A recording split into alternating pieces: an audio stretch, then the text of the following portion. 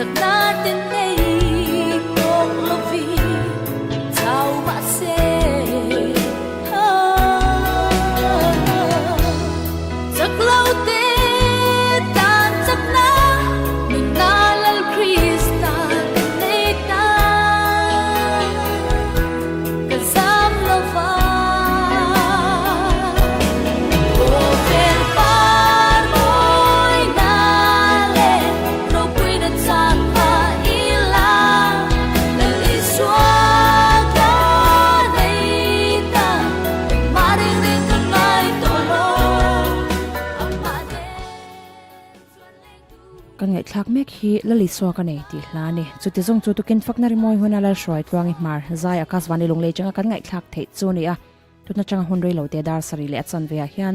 chanchin thar mi zo chunga puan aizola mi kan la chongang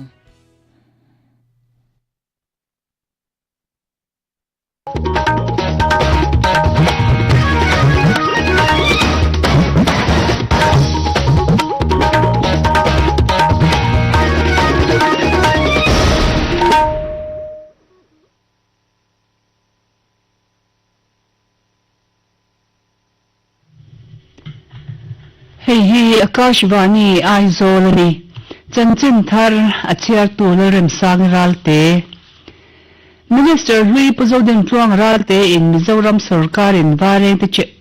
Forest Gate Hun Pia Pur Ankal Klang Tir Lau Chu Enfia Turin Sarkar Phut Sarkar Lai Pui Nami Pui Tanah Ma Alan Shang Shang in Shirshia Na Be Pui VBS Wai Chu Kolasi Ple Longkai District Ate Zo Felani Supreme Court of India kum samruk tin lomna Prime Minister Narendra Modi and Wayne here New Delhi a Hongdon Australian Open Tennis mi padabal sa India mi Rohan Bupanale Australia mi Matthew Ebden at Tangdon and champion Minister Louis Puzogden Chuang Ralte Chuan Mizoram Sarkar in Varente Forest Chegay ta Mun Phia Phur an Kaltlang Tir Lo Chu En Phia Turin Sarkar Phut Ti Asoi Nimin Khan Puzogden Chuang le MPCC Secretary Ten Varente Forest Chegay Dan Choa Puzogden Chuang Chuan Mun Phia Ching Tu Te Har Sadna Amuna Emin an Har Sanat Te Azot Phia Mizoram Sarkar in Varente Forest Chegay ta Mun Phia Phur an Kaltlang Tir Lo Wangin Sarkar Dem Heti Soyin Kun Thok Tu Ngai Poimo Inti Sarkar in Hetia Kun Thok Tu Te Thar Chwa Ve Chun Mun Phia Chegay ta Kaltlang an Phal Lo Chu Sarkar Mo Phurna Ngayin Mizoram Mipui Za Lo Na Le Mun Phia Ching Tu Te Mu Sit Na Ani Ati Puzogden Chuang Ralte Chuan Mun Phia Chu ake hun lai takani thu soyin kungdang ret sang zoka shal thei thin kha tun kuma chuan apar keji khata che real verin a shal thei zawani tia hetia mun phia shal na man ta niam chaklu tu ka wang hian mun phia chi tu te an mang angin an be dong he a sarkar thar chu mun phia chi tu te tan hian ro man siama an har sanate arang thei ang bela chin fel sak turin angin sak ti soyani 20th Assam Rifles Southern Mizoram le Central Yang Lai Association YLA Shwai Tu Te Chuan Mizoram Sim Lam Khotlang Ria Duty Chung Changa To Ho Dan Tu Nimin Khan an Soi Ho He meeting at Taran ni Dain Mizoram Chunga Rampon at Changa Drugstore Rule Smuggling Kalpui Chin Anong Neti Shiata Nia Long Klai District Po Heng Dan Novasum Don Kalpui Chin Te Kong Zodarem Chang An Yavangin Heng Thil Ti Tom Nan Heng Malak Ni Se An Tia Central YLA Shwai Tu Te Le Assam Rifles Te Chuan Ramika Na Lut Le Chuak Te Uluk Le Zole Endik Thin Ni Se An Ti Don't Naya Mizoram Chunga Ramdang Ni Kutwara Nunu Chan Hial Te Anum Ta Wang Te Po In Ram Ria Lut Chuak Chung Changa Film Khur Le Zua Lap Malaka Mipui Te Him Na Tura Ram Ria Endik Na Kalpui Thin Ni Se An Te Bok Heng Baka Hian Central YLA Ngin Na In Army Pre-Recruit Training Te Student Tour Te Le Zo Cha Chua Le Dum Zau Tlang In Kar Luya Friendship Bridge Siam Te Po 20th Assam Rifles Hian Ti Hlo Tinan Tum Thu An Soi Mizoram Chief Election Officer CEO Pumadub Vyasan Nimin Khan Saitwal Plain DC Conference Hall State Assembly in Khanpui Nei Zota Clear Le Na Le Lok Sabha MP in Khanlo Om To Clear Lok Na Ne Pa Forming Official Te Akom Income ho na hian CEO chuan Mizoram mi point in Khan an ngai poi mo thu le tun MLA in Khan nei Zota ka vote po atathle nia sia thu soya district level in Khan kai nuya thok tu te in pe na chu fakamati thu soyin MP in Khan lawam tora po MLA vote thak to na hlim thla thlirin vote tlak that tok lo na polling area a SVEP campaign mangin theitop chwa chun zom turin a cha MLA in Khan Zota aya vote la percentage nyang chuang lo nei thei turin district official te a cha ani district le tu te chuan thei to panlo chwa tur thu le thok tu in dai to lo na chu an har sana to pakhat ani thu lo thlenin CEO hian thok tu in dai lo na chung changa ma lo lak pe tum thu a hrilani Sarkar lai puin ram me pui ta na ma la na sang sang in shir shena be pui thak VBSY to Colosseum le long tai district a te zo felani Zertomni Khan Colosseum District Chunga VBSY program kharani a Roman Lokangin Chamahun Chubol Pui North BNRGSK Hola Mangin Ramlena Gas Agency in Hunan Man Pui Nuwa Chanulama Thingdol Community Hola Mizo Feta Thokten VBSY Khana program in Panchun Zomle ani Health Department ne Colosseum Pathok te chuan he huna hian Golden Card chung chang te PM Kisan chung chang le Agriculture Department Thokten Lok Zoka Bole Thai an chin theina turin zirtir na an pe ni VBSY Longtai District a chuan December le som pakwa Tangkhan Kalpui Tena ni a Longtlai RD Braka Khosang Sanga te VBSY hi nei ni a he hun hi mi sin khat sang khat chathum som thum le pathumin an chim nia hriatani Longtlai District of Vikshit Bharat Sankalp Yatra Kalpui na hian Sarkar scheme sang te chu a Kalpui tu Line Department Thokten scheme chung chang mi pui shil fe in scheme in zialu du ta hun honani a huna ti hlo tin thei scheme then khat po ti ngal zelani zirlai no pangten mani in ring tok tak le nuam te taka exam an ma chhon thei na Prime Minister Narendra Modi an Raman Asiam pariksha pe charcha voi sari na chunak tuk thotani hian New Delhi a Bharat Mandapam Town Hall a manani dona komin program a hian Prime Minister Hovin mi sawle chungan tel don ti Ministry of Education chuan an soi pariksha pe charcha hian nam chu mun sang sang atanga zirlai nu le pa le zirtir tu tele rampo na janga kal khom ten Prime Minister Hovin zirna chungchang ba ka zirlai te mahun an soi ho don ani pariksha pe charcha hi Prime Minister ka isroi malan na lian tak exam warrior chatelani CBSE Secretary Himanshu Gupta chuan pariksha pe charcha hian zirlai ten hwai sen taka exam an ma chhon thei dan tur Prime Minister Hovin an soi ho don ti asoi Marathalai Polianber MTP Headquarters President Pupa Khocho za chuan KL Zoasa Tual Thi Thua MTP Headquarters Demnale Tual Thattu Humtum ang hiala pu an ni chu Shethiam Harsa ti thu soi he chian thleng chungchang an mala da nimin khan chanchebami te ashil fia he chian rap thlak tak thleng awanga mipui MTP member tele CYLA shwai tu le YLA branch te tho ho na le inpe na lom thu soyani MTP Headquarters General Secretary pu Israel Choza Soidanin ruangan da na shil turin tuipui feria tangin tual thattu te zinga mi pakhat an shwaya na satakin police nen in chu in ruangan mu nuwa po police ten long trai chwa san theilo tura an dan be tlat nuwa MTP Headquarters le CYLA tenen chak dorin thei to pin anin nora hemi nu hian an thutia mangye in tual thattu tuipui feria then pui ni a heta hian IR police tam tak nen in norin police in an tam ne em wangin tual thattu police in an la a hiam le kut in thlak po anum nualani ati he tual thina chungchanga hian Senior Vice President pu S Wabe Hasa AGS pu N Solomon le MTP Headquarters Advisor Reverend VL Ngai te po in an Hilton le malak dan soi fe in MTP Headquarters chu athatiama ading neta tual thattu ngei po hi mara le lung thlen puyani a MTP Headquarters demna le tual thattu humtum ang hiala pu an ni chu hria thiam harsa an ti thu soin heti rol hian KL Zoasa thina chungchanga tha le zung sum le pai ne na thok tu por sang sang tele Zoasa tur pui tu zong zong chunga MTP Headquarters suan lom thuan soya he tual thana thlenga wang hian CYLA le MTP Headquarters to hona po ngetle zwale na kalme ti soin mi puile thalai rol zinga tong kam du tuilo anom pal ani po in MTP Headquarters suan hria thiam adila hetiang rik rum thil thlenga hian hruai tu te zai ngai thiam thin turin mi puyan nen bok chanchin thar hi Akashvani Aizawl atanga puanani Prime Minister Narendra Modi and Supreme Court of India kum samruk tin lomna buin New Delhi ahong dona ram khole tuite chhortang kai thei tur Digital Supreme Court Reports Digital Courts 2.0 le Supreme Court website thar ahong don bokani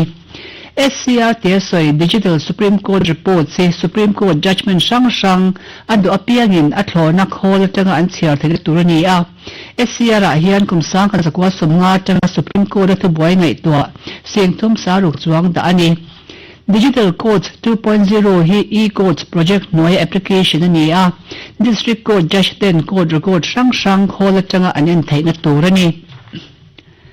Prime Minister Narendra Modi an voin chamanda som pakata hian Akashvani ya man ki baat hun mangle dona he hun man voi za pakwana turani Prime Minister tu so hi Akashvani le Doordarshan network zongzong ati chwani nga atu so hi mizo tonga le lenin achon zomang Australian Open Tennis Championship ne padabal sa India mi Rohan Bopanna le Australia mi Matthew Ebden at changdonan champion Mimin play final khela Bopanna te hian Italy mi ve Simone Bolelli ale Andrea Vavasori te changdon chu pasari paruk pasari pangain an me ani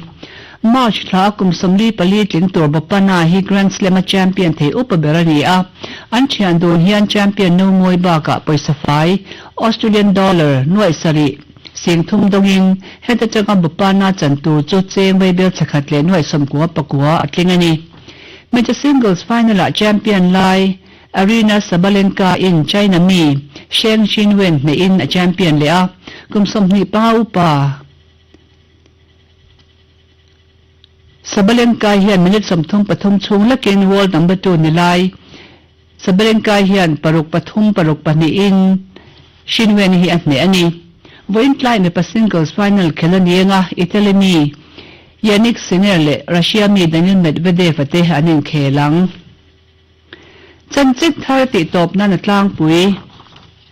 Minister Louis Puzodin Tluang Ralte in Mizoram Sarkar in Vareng te Forest Check Gate Mun Phia Phur an kaltlang tir lo chu en Phia Turin Sarkar phut Sarkar lai pin ram pui ta na mala na sang en shir na be pui VBS wa chu Colosseum le Longtlai district ate zo offelani Supreme Court of India kum samruklin lom na Prime Minister Narendra Modi an voin hian New Delhi ahong don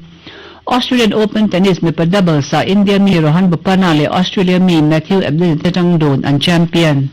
Chu ti zong chu chanchin thar kan puan thei chu ani. Hei ka swan long nei ni zinda sri le minute somli dai phim hon kan lo thleng le tarin maya solni tu kania hei khwa po thiang nom ang renga khowot lutuk po kha ni minute tang khan azia deuh emoni chu o katia in ngai da na ro chu ka shelava ingpo ni sela cholni tuk chibai atharin kan buk le chewani a kan program ngai thatu te voina hun thattak in nei theinan du sakna ka hanhlan masale chewani tun chumai na thlan kan ngai thak masak beratan chutlanga chuan ti hla alram chana sakha kan ngai tha anga he hla thlang tu te vi kong te website zo min puketi chona lian pui pimwan pui khyang te mi re theite chian ling le chan mari ami te hlangai thlakatan aron thlanga mamoi te zo tlang lung le min sila din pui zo tlang lung le zo thangi te no pa tlabung zo pui veng le ma chona zo tlang lung le mi te tan din ron thlang bokani Arasun thei lung no namin Zova Zira camping center na thiala omte le man sang sanga chian te tan ron thlang boka Maki na zadeng chongtlai veng puyamin kap hlira na thial electric veng ami le ramdin leng pui ami te longai thlakatan tin ron thlanga nu te southern lai phaimin boi pui reni le nguri ten mun takan longai thlakatan ron thlang boka achante Felix sale bekite longai thlakatan nu te I lunglon ami thlanami a tin ngozam pui sailo te ti ra seveng na puang tu tan le tho pui te longai thlakatan ron thlang boka ni moi moi chanchin moi koi zawamin la than longai thatu zong zong tan tin ron thlangatin Simon asa thluna min achian te KC shata le RC te longai thlakatan ron thlang bokani tun chon min la thlan kan ngai thlak masak beratan chutlanga chuan ti hla alaram chana sakilongai thla ang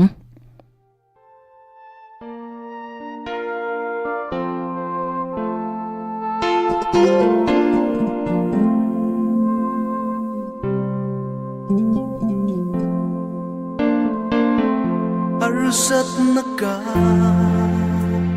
Railay shing Liam the two Tam ple ma se Swana dora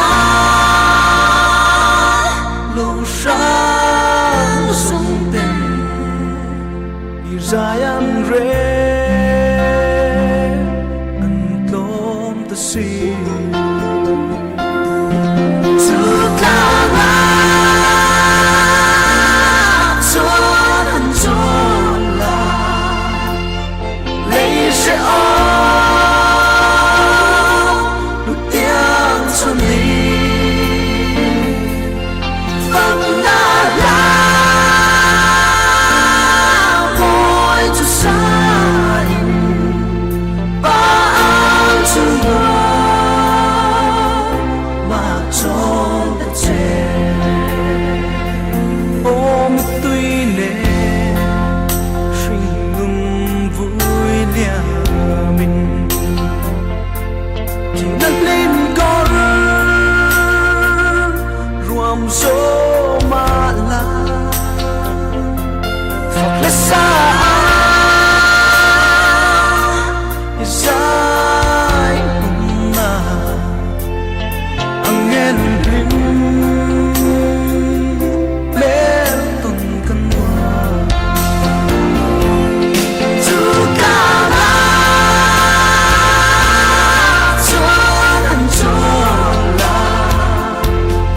Leisure all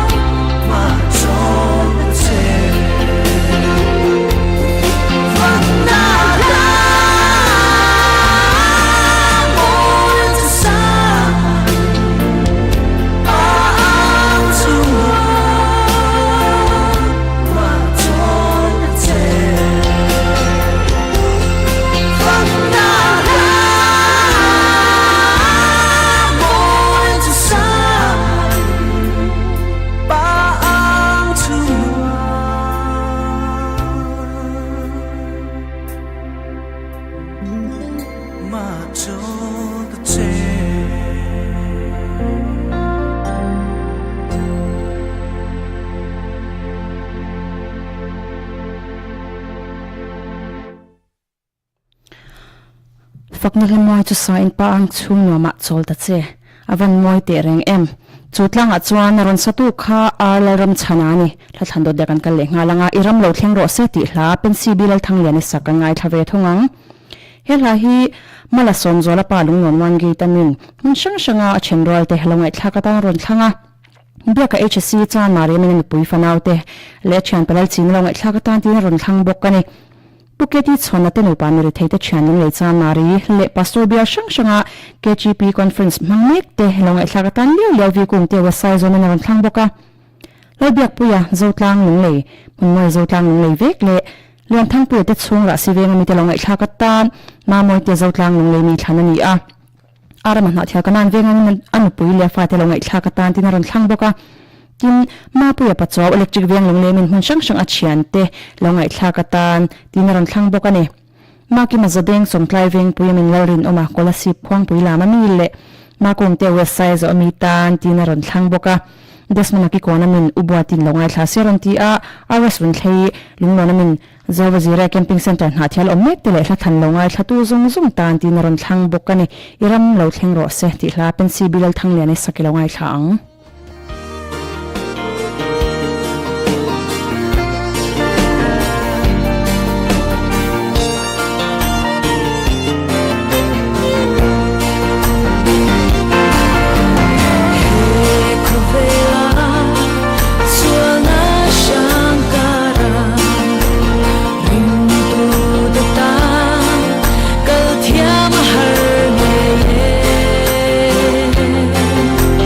So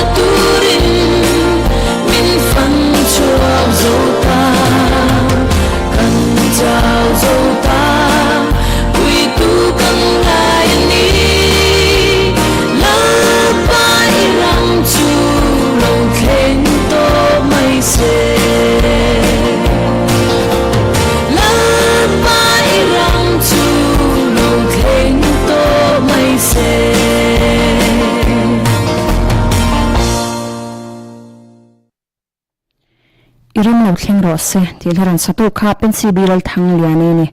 akaswani lunglei voin chamada som le pakhat atangin prime minister's man ki bat episode zale pakwana delhi mi kan na chonga nga mizo chunga lelin aizolami lak chonin na chun zamang lathana kan kal nga langa ka duber iswati hla sila za morasak kan nga thave thung dona hela hi tbc fabianan a chante langa thlakata na thlanga ma pu pa chaw electric ve anga mina chante dengi minga msc ma hlimi remi le plang tu tan jina ram thlang boka a son thai nu na min zava zira camping center na thil omnek te langa thlakatan a thanani puketi chhona te no pan ri theite channel le chan mari le evangelist thang boi sinot home mission ze te tami langa thlakatan vikung te website zo mi thanani a an chante lang ai thlakatan biak te le remra talung nan hun hi mi te than pin puma man te no palang ai thlakatan zamte le an pa ma ve na te nan ron thlang boka siro cham le zo tlang lung le siro ngai kimi te no pa zo tlang lung le le siro than buang te no pa zo tlang lung le te lang ai thlakatan ma moi te zo tlang lung le mi ron thlang boka ne lo chaki madu tlang ani le lo ram pa ra da lo na mi te lang ai thlakatan maki mazadeng chongkai veng pui mi thanani a kim kimi hlung le namin a chiante zangjung le bik takin dominican nun taka langai thlakata na thlanga felpui lam kai mi langai thlakatan ami mi hlung ram thara mi than mizoram a chiante zangjung tan sang chungna ron thlang boka jeni hli chosia ha mi tan le phura a bcm ko shana arong bor pui te langai thlakatan dinga hnia lumin na ron thlang bok kani kadubor iswati hla sila za moi sakilangai thlang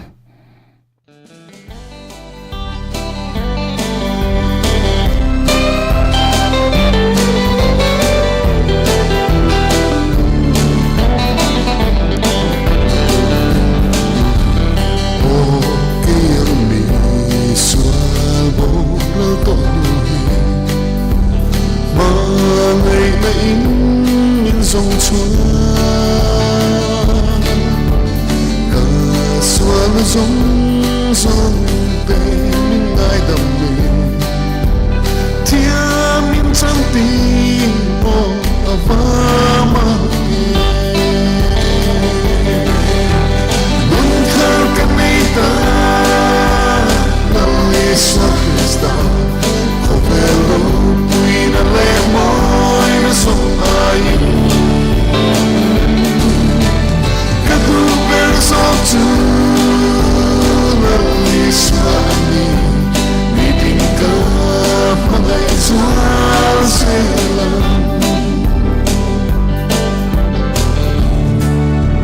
cross panay na zang chung chap wang turi mi fing the jang kang lava ting lo bel lava min kang ve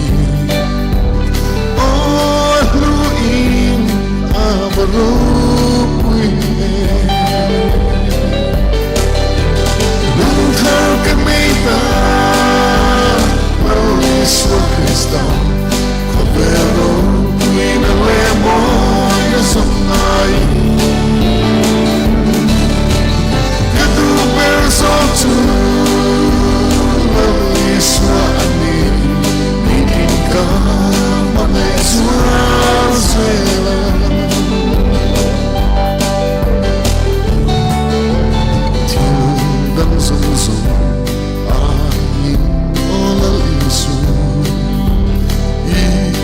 Berkei kita jua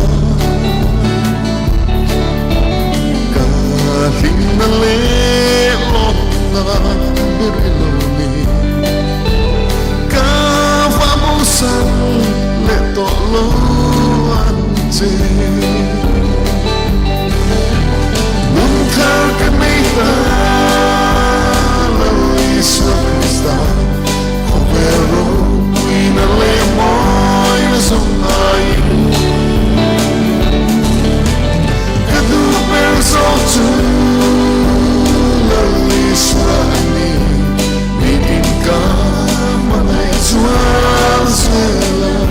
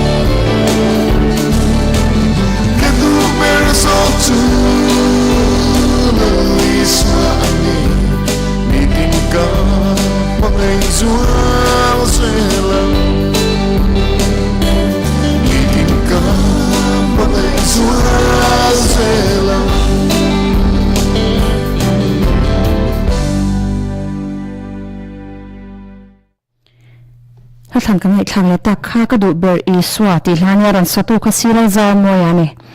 arla ruat filin lai patlang ati hla sakan ngai thave thumang no bung hunami le vanal ruat a soleng mi te ngai thlakatan maki mazadeng chom tlaiweng puimi thanani a maro te zotlang min he hla hi ichlo chungma te chung tlabung zo pui pilian hna ram zotlang ning leile ichlo ram za pate chung tlabung bazar mi te ngai thlakata ti na ron thang bokani vigum te website zo amin puketi chhona te no pamiri theite chian lungle chan mari le puje vanal chunga te chung kwa ki kon bazar ve mi te ngai thlakata ti na ron thang boka Ramlala siaman afapa Joshua le an nu rami te longai thlakatan tin ron thlanga moi noi chanchin moi ko zaw min hlan longai thatu zung zung ta na thlan duat pia pa lung no na min pubia ka te no pa le sa ro tluanga tlabong mi te ta na ron thlang boka an pu du tak gp tan ve shoi tluanga chan mari mi thlan moi te lung no na min ma din zong tui ai zo na mi le mari mi zo din tlabong mi te ta na thlanga tin isaka theira te na tho pui te longai thlakatan na ron thlang boka ni sang pui tlang veng nung na min an pa thlamonan nun taka longai thlakata na thlanga tin rc nan pa mangai longai thlakata tin ron thlang bok ka ni mala somzola pa lung na min hun shang shanga chiante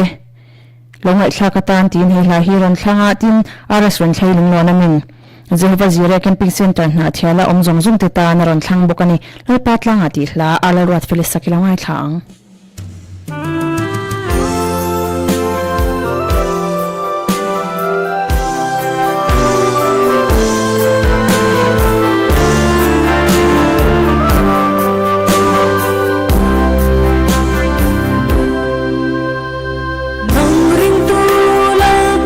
Hãy subscribe cho kênh Ghiền Mì Gõ để không bỏ lỡ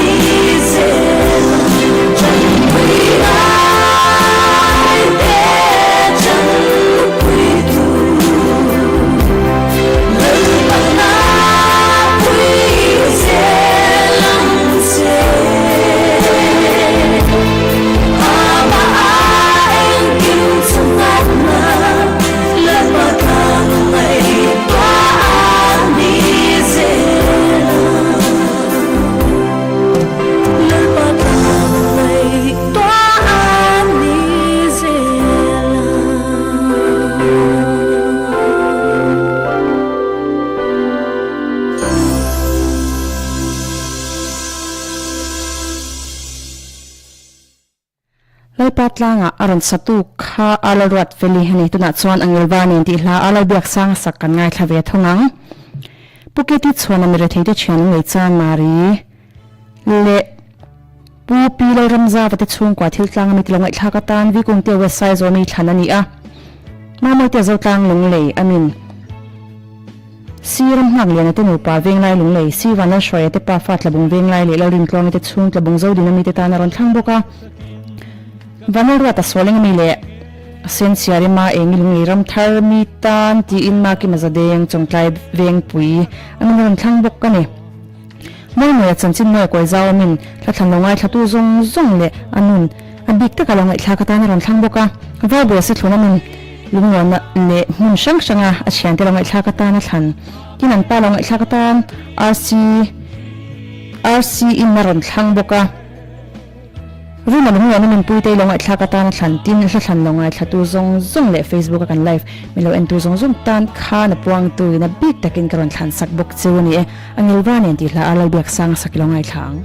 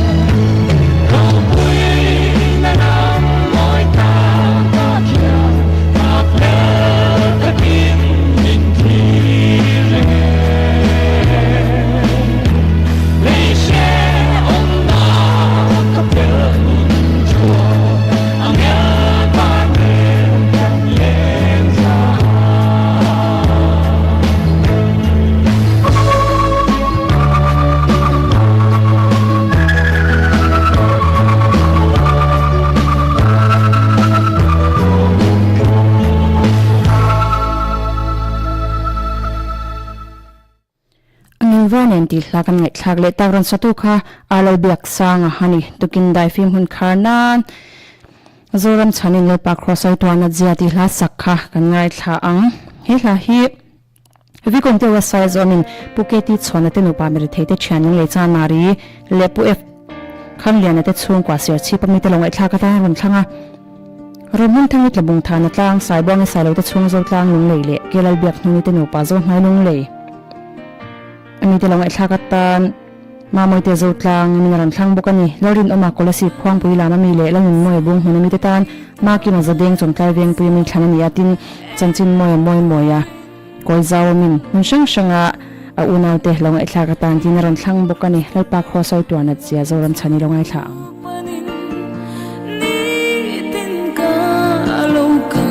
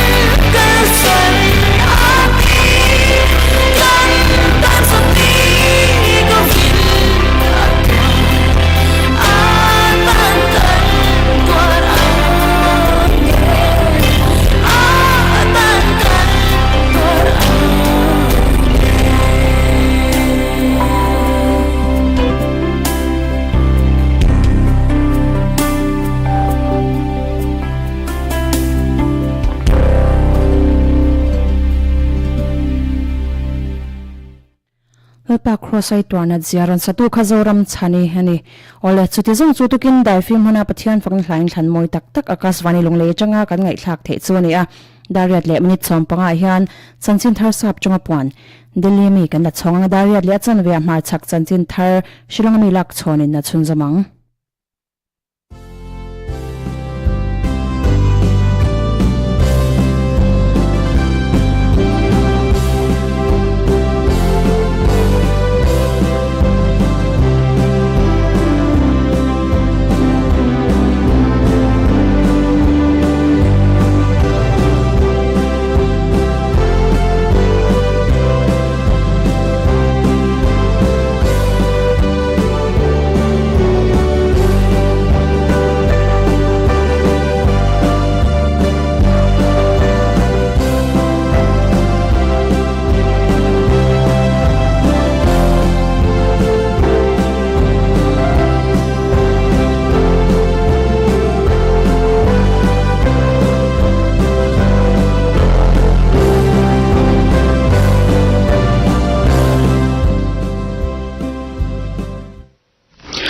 Akashwani presents Morning News.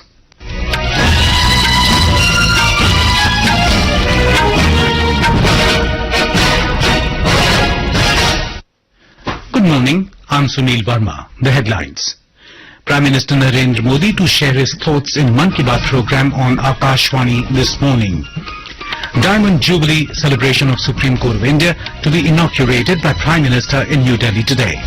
Government accepts major reforms to strengthen higher education institutions in the country. Political uncertainty in Bihar likely to end today with formation of new government in the state. And in tennis, Daniil Medvedev to take on Yannick Sinner in men's singles final of Australian Open this afternoon.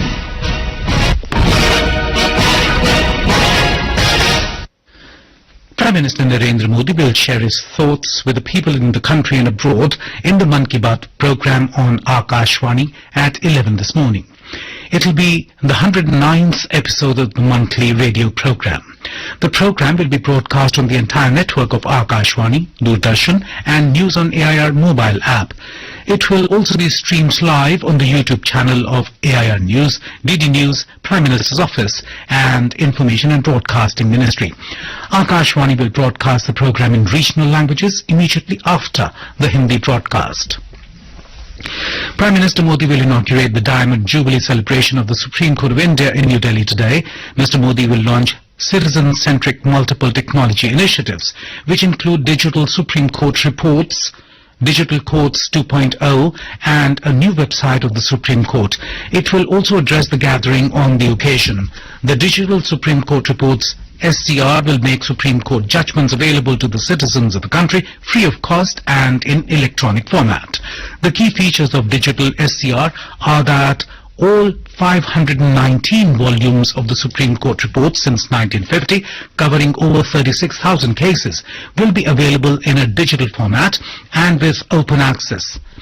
Digital Courts 2.0 application is a recent initiative under the e-Courts project to make court records available to the judges of the district courts in electronic form.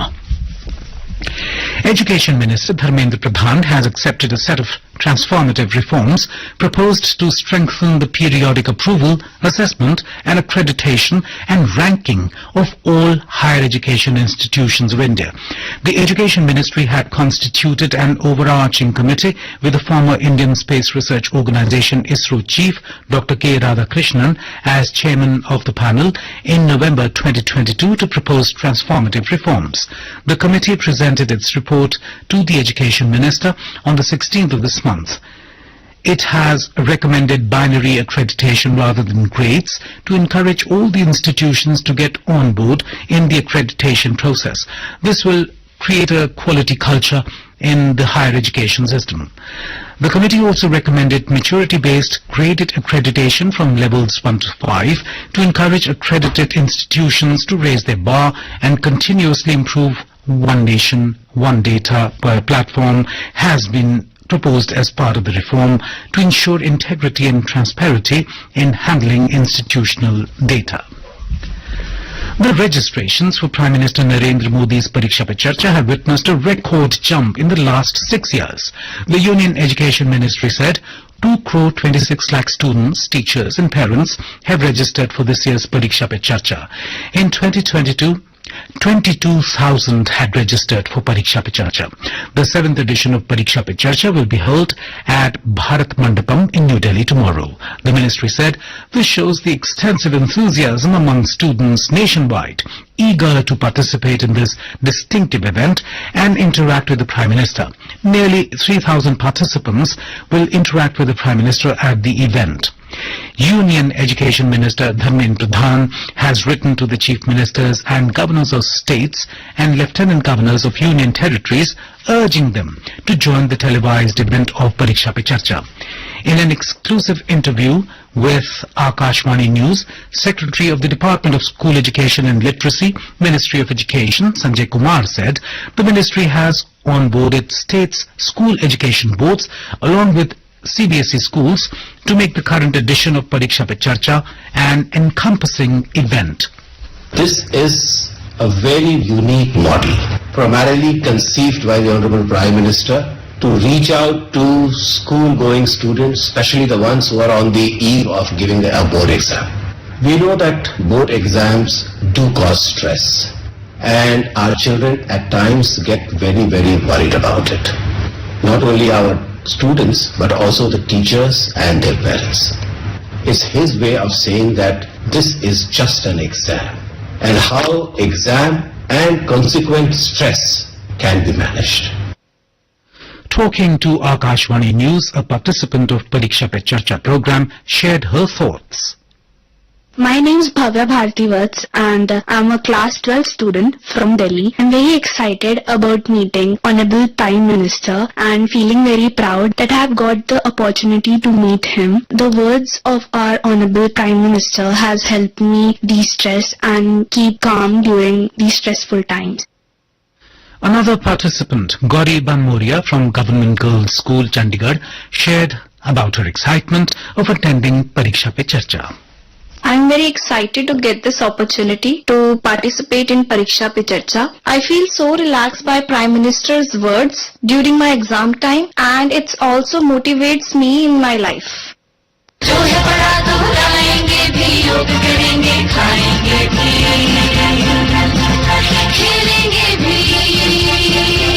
29 जनवरी 2024 को सुबह 11 बजे भारत मंडपम प्रगति मैदान नई दिल्ली में आयोजित होगा लोकप्रिय कार्यक्रम परीक्षा पे चर्चा. Vice President Jagdeep Dhankar will be on a 2-day visit to Maharashtra, Puducherry and Tamil Nadu from today. In Maharashtra, the Vice President will address the closing ceremony of the 84th Conference of Presiding Officers of Legislative Bodies of India, which began at the State Legislative Assembly in Mumbai yesterday. Prime Minister Narendra Modi addressed the All India Presiding Officers Conference through a video message yesterday. 26 presiding officers participated in the inaugural session. This is Akashvani giving you the news. For quick news updates from the clock, follow us on our Twitter handle @AIM News Alerts. In Bihar, the ongoing political uncertainty is likely to end today with the formation of a new government in the state led by BJP and JDU. Sources said that Chief Minister and JDU President Nitish Kumar will resign and give a letter of support of his party and BJP MLAs to Governor Rajendra Vishwanath Arlekar. The oath-taking ceremony is also expected to take place today at Raj Bhavan. BJP and JDU are negotiating over the formation of a new government in the state. Before taking the final call, BJP and JDU legislators will meet in Patna today. Earlier, BJP legislators and members of the party core committee held several rounds of meetings yesterday for the formalization of support to Chief Minister Nitish Kumar. Chief Minister Nitish Kumar also held a meeting of JDU MLAs and senior leaders at his residence in Patna to discuss the situation last evening. RJD has said that its ministers will not resign and the party will not withdraw support from the Grand Alliance government. We have more from our correspondent.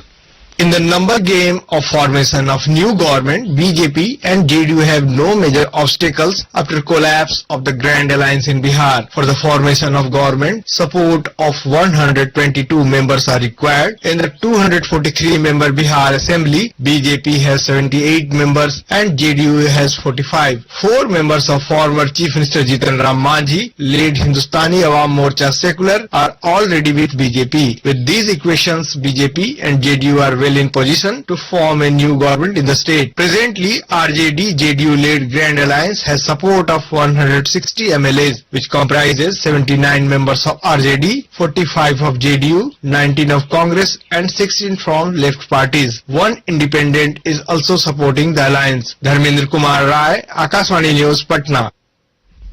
The ongoing Vikasit Bharat Sankalp Yatra is garnering an overwhelming response across the country. In Manipur, the Yatra has scaled up the awareness parameters among the general public regarding various welfare schemes initiated by the central government. We have more from our Imphal correspondent. For the people of Manipur, the Viksit Bharat Sankalp Yatra has met a significant milestone in their life. The Health Mela exhibition, extracurricular activities for the students were also held during the campaign, which culminated yesterday in the state. Akashvani News interacted with a beneficiary who attended the campaign held in Jirwan yesterday, and he lauded the Jal Jeevan mission of PM Modi-led government. He said, हमारा नाम शैलेश सिंह लमुराव, विलेज अबमपुंजी, हमारा गांव 2020 हर घर जल आया। इस पानी आने का पहले हमारा गांव बहुत तकलीफ मिला, हमारा बेटी सब खुश हो गया। In spite of the chaotic law and other situation in Manipur, the people of Manipur have made the campaign a grand success with massive participation during the campaign. JJ Thoksom, Akashvani News, Imphal.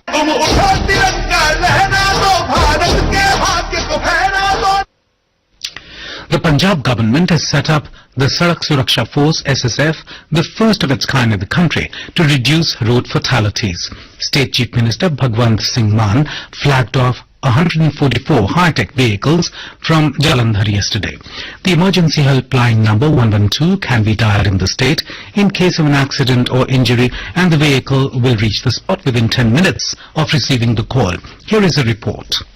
Indian hockey team former captain and AIG Traffic Gagan Ajit Singh will lead this Sadak Suraksha Force. With more than 1,200 police jawans, 144 high-tech vehicles have been flagged off, and about 90 female drivers will also handle the steering of vehicles. The vehicles will cover 5,500 kilometers of state and national highways, each covering a distance of nearly 30 kilometers. The vehicles are fitted with specialized equipment to check for drunken driving and overspeeding. Shishu Sharma Shantal, Akashvani News, Jalandhar.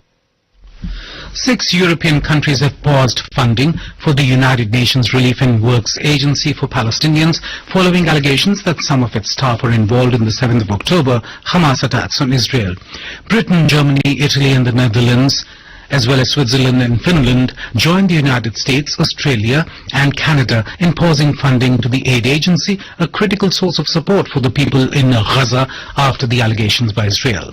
In tennis, third seed Daniil Medvedev will face fourth seed Yannick Sinner in the men's singles final of Australian Open in Melbourne Park this afternoon. The match will start at 2 p.m. Indian Standard Time. Russian Medvedev is in the Australian Open final for the third time in 4 years, while Italy's Sinner is making his first Grand Slam final appearance.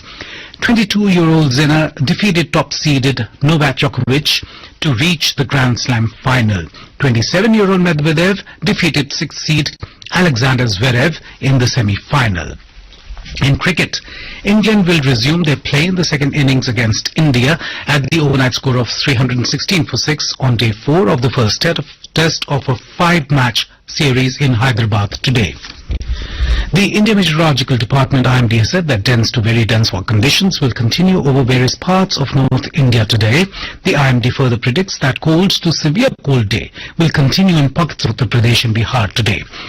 And now, for a look at today's newspapers, it's over to Subhadra Ramachandran. Thank you, Sunil. The political developments in Bihar are captured by the Pioneer in its top headline as Bihar Political Pot Red Hot.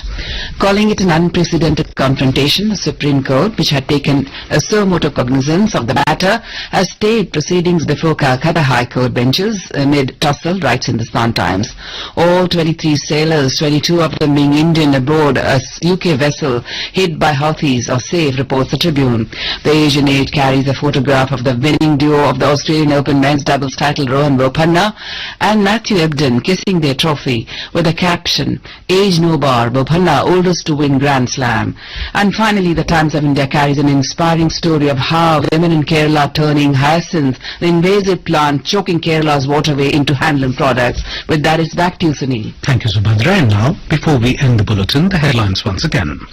Prime Minister Narendra Modi to share his thoughts in Mann Ki Baat program on Akashvani this morning. Diamond Jubilee celebration of Supreme Court of India to be inaugurated by Prime Minister in New Delhi today. Government accepts major reforms to strengthen higher education institutions in the country. Political uncertainty in Bihar likely to end today with formation of new government in the state. And in tennis, Daniil Medvedev to take on Yannick Sinner in men's singles final of Australian Open this afternoon. For details of these stories and more, log on to our website www.newsonair.gov.in and News on Air app. And with that, we end the morning news. Have a nice day.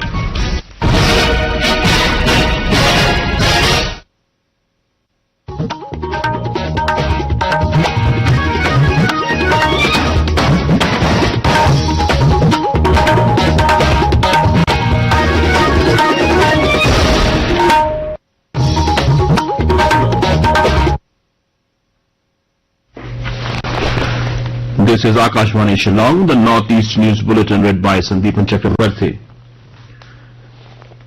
Prime Minister Narendra Modi said that the world is watching how India's Nari Shakti are providing their mettle in every field. Addressing the gathering at the annual NCC PM rally at the Kariappa Parade Ground in Delhi on Saturday, Mr. Modi said his government has opened up opportunities for nation's daughters in sectors where their entry was previously restricted or limited. He pointed out that be it startups or self-help groups, women are leaving their mark in every field. Prime Minister stated that when the country gives equal opportunity to the talent of sons and daughters, its talent pool becomes enormous. He further said that developed India will fulfill the dreams of the youth. Union Education Minister Dharmendra Pradhan has written to the Chief Ministers and Governors of States and Lieutenant Governors of Union Territories urging them to join the televised event of Pariksha Pe Charcha tomorrow in the presence of students, parents and teachers. He said the event will be telecast live on Doordarshan and through various private channels. The minister said that everyone should join hands in celebrating the Utsav of examinations, Pariksha Pe Charcha, to bring joy in learning for India's future nation builders. The minister informed that about 2.26 crore students, teachers and parents have registered for Pariksha Pe Charcha 2024 as compared to about 38.80 lakh in 2023. He said that the massive increase is primarily due to the large participation of students and teachers registered with the state boards. In line with the mandate from the Ministry of Development of the Northeastern Region donor, Dr. Bhagwat Kishan Rao Karad, Union Minister of State for Finance, yesterday visited Ampati, headquarters of Meghalaya's Southwest Garo Hills district, to assess the progress of implementation of various government schemes. Dr. Karad was accompanied by MP of Tura constituency, Agatha K. Sangma, Rangsakona MLA Subir M. Marak, Deputy Commissioner R.P. Marak, Superintendent of Police Vikash Kumar during the series of interactions he had at 3 consecutive locations during his maiden day long visit to the district headquarters. At Ampati Circuit House Conference Hall, the Minister was briefed on the progress and achievements as well as the challenges faced in implementation of various central flagship schemes through a PowerPoint presentation by ADC Dr. Razina C.H. Marak with the participation of the officials of concerned line departments. In Manipur, 1 person succumbed to the bullet injuries while 5 persons were hospitalized in the gunfire incidents that took place in different places. According to the police report, suspected armed groups belonging to different ethnicities engaged in heavy exchange of fire in the hill range of Satangkoki village in Kangpokpi district. One person belonging to the NG Painam village of Kangpokpi succumbed to the bullet injuries in the incident. The combined team of police and paramilitary forces rushed to the spot to bring the situation to normalcy. Meanwhile, 5 persons suffered bullet injuries in the gunfight that took place near the Kamenlock village under Imphal East district yesterday. The incident was reported to have taken place while a team of armed groups was ambushed by another armed group in the hill ranges nearby to the Kamenlock village. All the bullet-injured persons were hospitalized in the different hospitals in Imphal. Prime Minister Narendra Modi will share his thoughts with the people in the country and abroad in the Man Ki Baat program on Akashvani at 11 a.m. today. It will be the 109th episode of the monthly radio program. The program will be broadcast on the entire network of Akashvani, Doordarshan and News on AIR mobile app. It will also be streamed live on the YouTube channels of AIR News, DD News, Prime Minister's Office and Information and Broadcasting Ministry. Akashvani will broadcast the program in regional languages immediately after the Hindi broadcast. Seema Praharis of the Border Security Force Meghalaya, as part of their ongoing efforts to ensure the well-being of the population residing along the Indo-Bangladesh border, organized a civic action program cum free medical camps at different locations along the Indo-Bangladesh border. Seema Praharis of 172 Battalion organized a free medical camp cum civic action program on the international border under the supervision of Vinod Kumar Thapliyal, Commandant of 172 Battalion. And with that, we enter the Northeast News Bulletin from Akashvani Shillong. Have a nice day.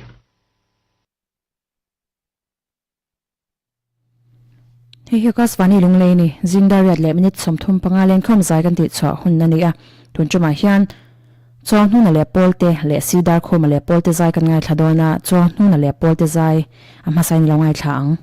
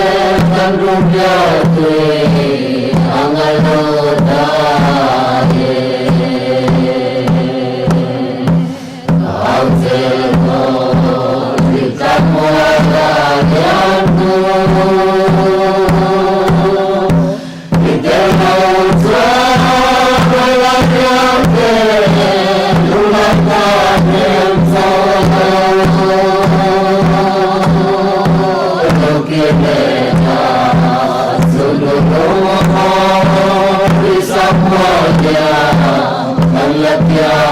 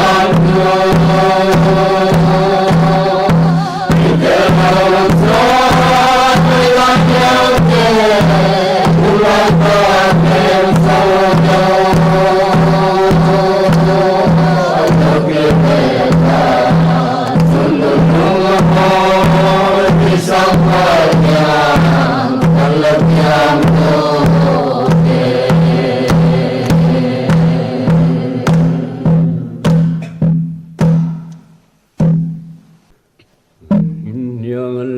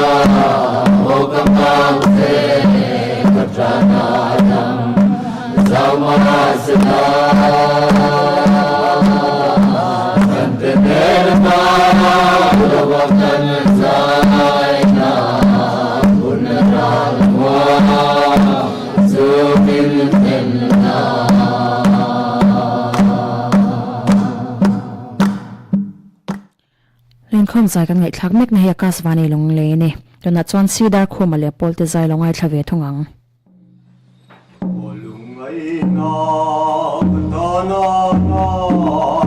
Ngai tu la dum kyang irang che Ngai tu la dum kyang irang che Ngai ho sa len par